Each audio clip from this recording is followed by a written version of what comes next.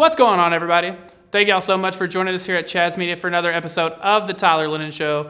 We have two very special guests with us, but first we want to say a quick thank you to our sponsors, Avco Roofing, The Beauty Parlor, and Realtor Lindsay Lee. Thank y'all so much for making this possible. Like I said, two very special guests. We have Coach Carrillo and Coach Dorner with us. Thank y'all so much for joining us here today. Thanks for having us. Hey, this is my bucket list to be with Coach Dorner. I'm amazed. Just crossing things off the bucket list. Oh, here. heck yeah. I'm excited. And if y'all haven't noticed, the shirts back to back to back to back. That is incredible. It's back to back to back to back. That's one of the things we want to talk to you. Obviously, I got to talk to you right before playoffs had started. Obviously, y'all are now by-district champions. And I wanted to ask, obviously, you played a home-and-home in that series. How big is it to get to play a playoff game at home? It's your first one. It's game one. You're kind of setting the tone. How big was that?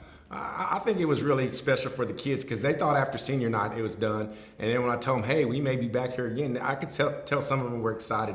And that field was packed. Lady Cat Park was amazing that night. So, never seen it that packed before. Yeah, I mean, I looked out there, I was like, oh my gosh, so it was a great atmosphere.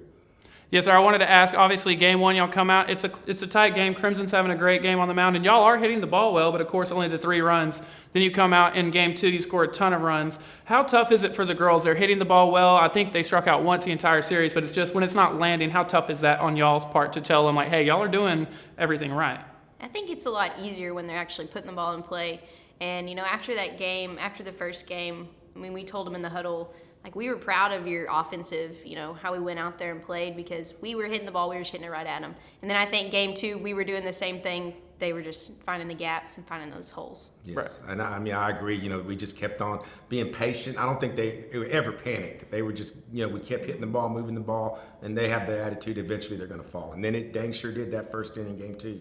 Yes, sir. Set the tone immediately. It was kind of funny in that game one, the contrast of the two teams because you had Whitehouse, I believe Crimson had 15, 16 strikeouts that night. And then on the other hand, y'all struck out. I don't even think you did strike out in the first game. I mean, it was kind of funny to watch the contrast of those two. But y'all came out game one, like you said, set the tone immediately. I mean, that's huge. Yes, and Coach Dorner could probably talk to you more about this. Crimson wasn't feeling well, like I said, on game 2, and Coach Dorner does a good job of talking Crimson.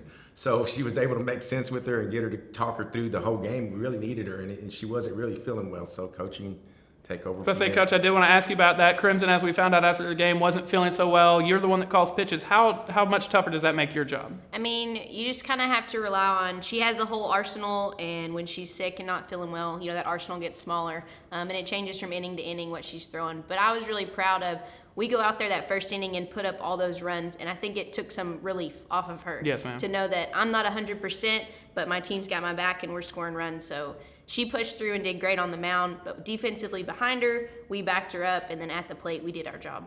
Yes, man. We've talked about that a little bit in post-game interviews before, having given a pitcher like Crimson a lead, even on a night where she's not feeling well. You give her that kind of lead, you have to be feeling pretty well about the situation. Yeah, and it was fun to watch the kids run around the bases. We haven't had an inning like that, I don't think ever.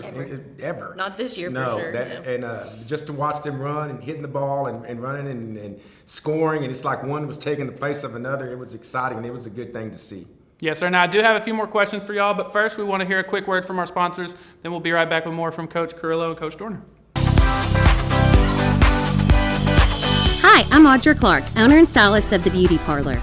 We are located at 206 West Shannon Road in Sulphur Springs, Texas.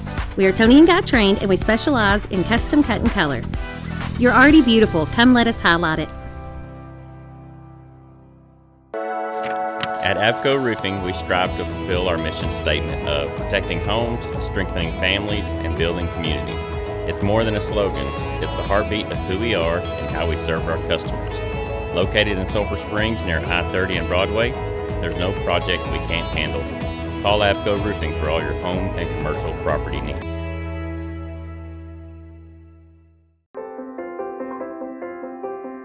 Hi, I'm Lindsay Lee, realtor at Caldwell Banker Watson Company in Sulphur Springs. Born and raised in Hopkins County, I am the small town realtor you are looking for to help buy or sell your home. I specialize in farm and ranch, residential, and lake properties. Contact me today and let me do the work for you. Get your key with Lindsay Lee.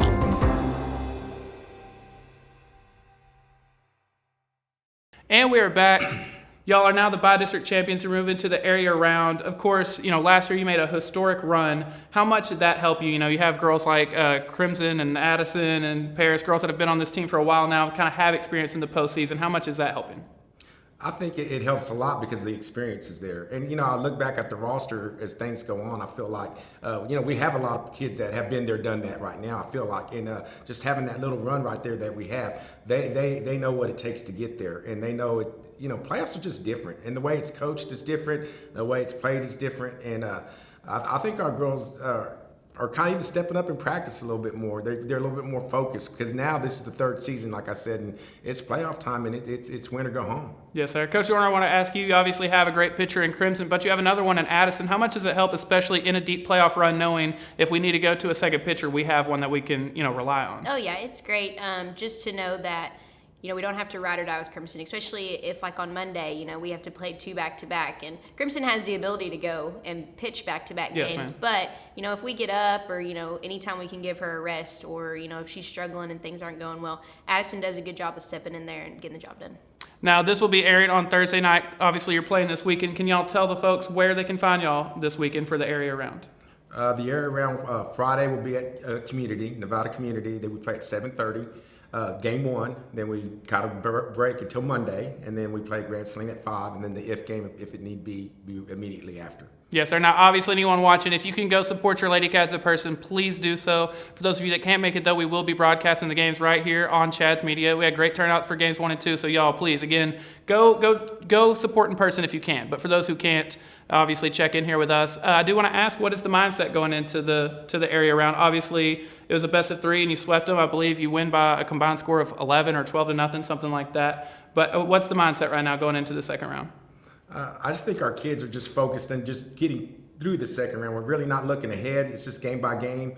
Game 1 is going to be different than game 2, and so on. So I just think they're focused on what's the road ahead. And we're not looking to the right or the left. Well, what do we need to do game 1? And I figure, with the experience that we have, I think our kids' mindsets right now, they're pretty good and they're pretty relaxed. I don't think they feel any pressure. Yeah. Coach, I was going to ask, after Crimson had such a great first round, what are you even telling her in between rounds? Or are you just kind of letting her do her thing? Yeah, she's one of a kind. So she does her own thing, just getting her focused and, what's to come. And, we talk a little bit about, we got a scouting report and we talk about hitters and what they need to do. But for the main part, she's locked in. I mean, they all are, really and truly at this point. I don't want to say we're on autopilot, but they're ready to play. They're locked in. They know what job they need to get done. And especially like our senior leadership has done a great job of keeping everyone focused on what we need to do. Yes, ma'am. I did want to mention Addison Cadell, one of those we talk a lot about with senior leadership. She was hitting the ball very well the first round, but of course only goes 1 for 6. It just wasn't landing. But it felt like that whole series she was still doing her job as far as kind of a motivational and being like a senior leader. Yeah, Addison has a lot of intangibles, and she does a lot of things well. And like you said, if it being motivating somebody, picking someone up, or just all the little things. I'll give an example.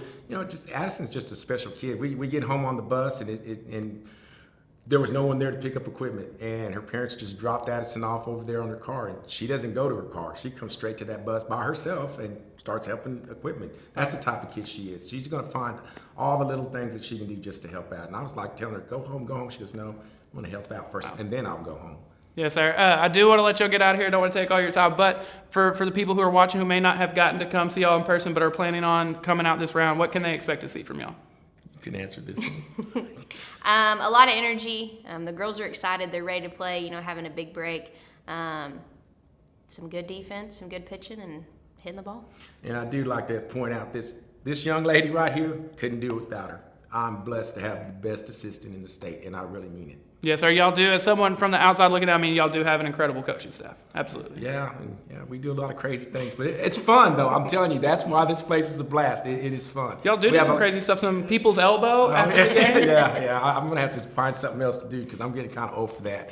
But again, we have a lot of fun coaching these kids. We have a lot of fun in our staff, and that's really important. I think the kids see that and they know that. I think that keeps them loose, and it is a fun place to play. And again, we're always jacking around, having fun, laughing at each other, laughing, with each other. So I think that environment that we've created is a lot of fun, and the kids buy into that.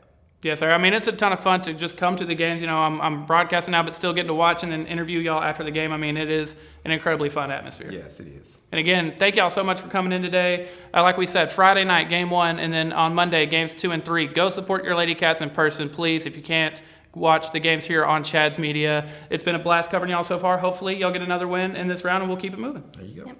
And thank y'all so much for watching us here on Chad's Media. We have tons of great content coming up this month. Like we said, more Lady Cat softball and more episodes of the Tyler Lennon Show. So y'all stay tuned, and we'll see y'all then. Back to back to back to back.